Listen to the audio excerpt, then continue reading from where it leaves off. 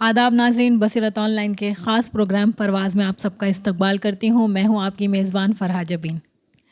उरुसुल बलाद मुंबई को जहाँ एक तरफ माशी राजधानी का नाम दिया जाता है, फ़िल्म नगरी की वजह से मुंबई शहर ने पूरी दुनिया भर में बॉलीवुड के नाम का सिक्का जमाया हुआ है, तो वहीं दूसरी तरफ मुख्तलिफ़ दीनी, मिली, माशी और समाजी सरगर्मियों की वजह से भी ये शहर ख़ासा शोहरत हासिल करता रहता है। अगर हम सियासी और समाजी सरगर्मियों की बात करें तो हमारे जहन में ऐसे बहुत सी शख्सियात का खाका उभर कर आ जाता है जिन्होंने अपनी खिदमात की वजह से सिर्फ मुल्क या मुंबई शहर ही नहीं बल्कि कौम और मिल्लत का नाम भी रोशन किया है। तो हाजिर हूँ फिर से अपने परवाज़ प्रोग्राम में एक नई शख्सियत को लेकर, एक नए मेहमान को लेकर। मैं जिनका जिक्र करने जा रही हूँ वो एक काबिल वकील हैं, काबिल सियासतदान भी हैं। मेरी उनसे मुराद इस्लाम जिम खाना के चेयरमैन एडवोकेट मोहम्मद यूसुफ अब्राहनी साहब हैं। तो आइए मुलाकात करते हैं अपने ख़ास मेहमान से। नाज़रीन कराम, जनाब मोहम्मद यूसुफ अब्राहनी साहब पेशे से एक वकील हैं। उन्होंने 1972 में हबीब हाई स्कूल से एसएससी पास किया, महाराष्ट्र कॉलेज से 1977 में बीएससी की डिग्री हासिल की और केसी लॉ कॉलेज से 1980 में एलएलबी की डिग्री हासिल की और इस तरह आप एक वकील बन गए। जनाब यूसुफ अब्राहनी साहब मुंबई की मारूफ मिली, समाजी और सियासी शख्सियत हैं। वो सियासत में कदम रखने से कबल एक मारूफ वकील थे और अपनी वकालत के ज़रिए मुल्क व मिल्लत की खिदमत अंजाम दे रहे थे। उन्होंने एक कॉरपोरेटर की हैसियत से सियासत में कदम रखा और फिर पीछे मुड़कर नहीं देखा। वो तकरीबन 10 सालों तक कॉरपोरेटर रहे और इस दौरान अपने हल्का के लिए बहुत सारे नुमाया खिदमात अंजाम दिए। उनका हल्का इंतखाब मुंबई का मशहूर वार्ड बी वार्ड था। बी वार्ड के उमर खाड़ी से वो तकरीबन 10 सालों तक कॉरपोरेटर रहे और इलाका की तरक्याती कामों में नुमाया हिस्सा लिया। इस दौरान वो कांग्रेस के एक मजबूत लीडर बनकर उभर चुके थे। कॉरपोरेटर की हैसियत से कामयाब नुमाइंदगी के बाद पार्टी ने उन्हें 2004 में ट्राम्बे यानी मानखुद शिवाजी नगर हल्का इंतखाब से मैदान में उतारा और वो पार्टी की उम्मीदों पर खरा उतरते हुए ट्राम्बे हल्का से असम्बली इंतखाबात में ज़बरदस्त कामयाबी हासिल की और इस तरह आप मेंबर असम्बली बन गए। 2004 से 2009 तक आप महाराष्ट्र असम्बली में रुकन असम्बली की हैसियत से अवामी मसाइल को उठाते रहे। यूसुफ अब्राहनी साहब मुंबई और महाराष्ट्र में कांग्रेस के एक सीनियर रुकन हैं। इस हैसियत से आपने हुकूमत में रहते हुए मुख्तलिफ अहदों पर काम किया। आप महाराष्ट्र हाउसिंग और एरिया डेवलपमेंट अथॉरिटी यानी महाडा के चेयरमैन भी रहे और इस अहदे पर रहते हुए भी नुमाया खिदमत अंजाम दी। प्यारे नाज़रीन कराम, 2019 में आप मारूफ समाजी अदारे इस्लाम जिम खाना के चेयरमैन के अहदे के लिए मुंतखब हुए और आज आप इस्लाम जिम खाना के चेयरमैन जैसे बावकार अहदे पर फाइज हैं। आपने इस्लाम जिम खाना के चेयरमैन की हैसियत से जिम खाना में बहुत सारी तब्दीलियाँ की और मेंबरान को काफ़ी सहूलियात मुहैया की हैं। जिम खाना को आपने सिर्फ तफरीह की जगह ही नहीं रहने दी बल्कि आज उसे मिली व समाजी खिदमात का भी एक अहम ज़रिया बना दिया है। आज इस्लाम जिम खाना में मुख्तलिफ मिली व समाजी उमूर अंजाम दिए जाते हैं जिससे कौम व मिल्लत का फ़ायदा हो रहा है। आपने जिम खाना की शक्ल सूरत को बदलने में काफ़ी अहम किरदार अदा किया है। ये भी एक सच्चाई है कि पहले जिमखाना के इमाम और मौज़िन को तनख्वाह के नाम पर कुछ नहीं दिया जाता था, लेकिन अब्राहनी साहब ने बताया कि अब जिमखाना के इमाम और मौज़िन को एक माकूल तनख्वाह दी जाती है और दीगर सहूलियात भी फराहम की जाती है। तारीफ़ के मोहताज नहीं होते कुछ लोग, तारीफ़ के मोहताज नहीं होते कुछ लोग, क्योंकि फूलों को कभी इत्र लगाया नहीं जाता। तो आइए मुलाकात करते हैं अपने ख़ास मेहमान मोहम्मद यूसुफ अब्राहनी साहब से। अस्सलाम वालेकुम, आपका इस्तकबाल है मेरे चैनल पे। जी जनाब, ऐसा है जनाब कि आप पेशे से वकील हैं और काफ़ी कामयाब सियासतदान रहे हैं।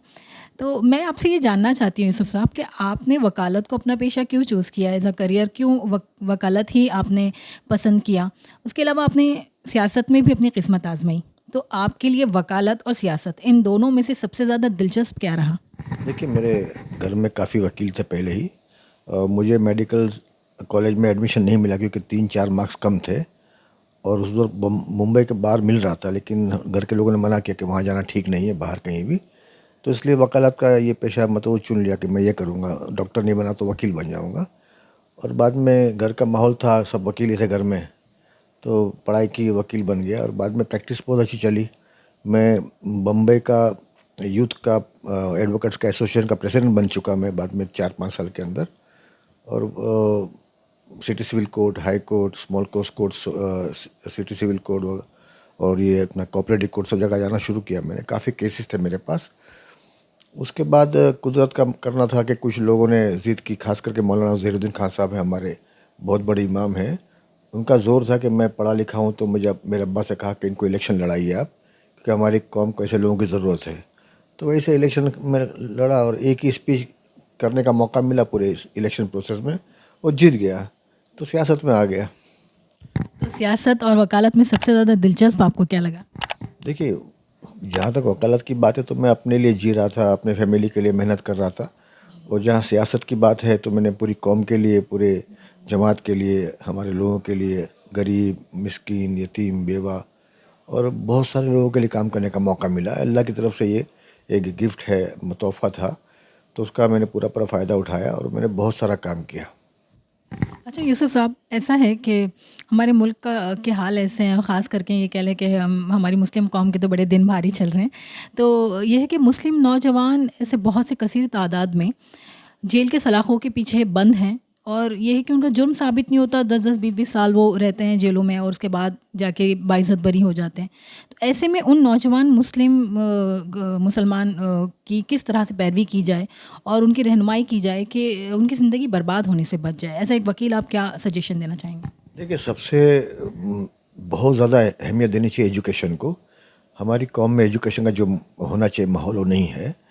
اب شاید کچھ ڈیولپ ہوا ہے، لیکن جو بھی ظلم، زیادتی، ناانصافی ہوتی ہے، اس کی وجہ ہے کہ ہمارے لوگ پڑھے لکھے نہیں ہیں. اب دیکھیے 14% ہماری آبادی پورے ہندوستان میں، اور آج بہت برا حال ہے مسلمانوں کا پورے ہندوستان میں. جب سے یہ پچھلے 7-8 سال سے تو ظلم اور بڑھ گیا ہے.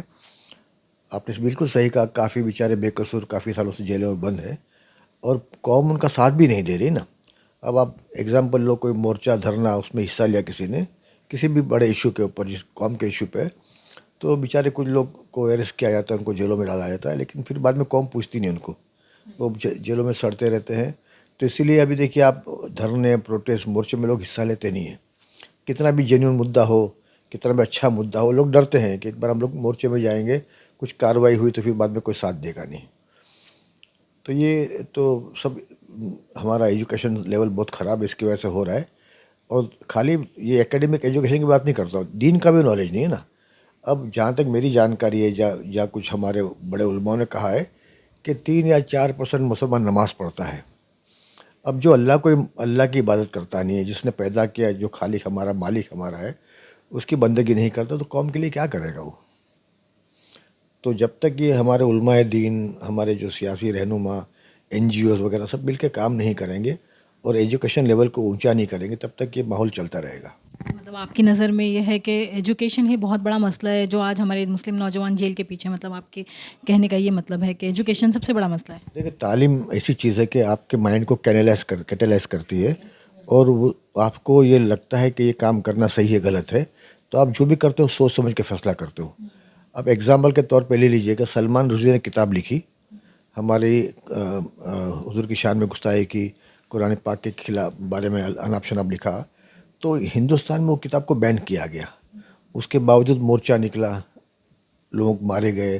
12 لوگ میرے سامنے، 12 لوگوں کا گولی سے ان کو مارا گیا. تو یہ جب اتنی کامن سینس کی بات ہے کہ جب ماحول بک بین ہو گئی اور اس کا مسئلہ رہا نہیں، تو مورچہ نکلنے کی ضرورت کیا تھی؟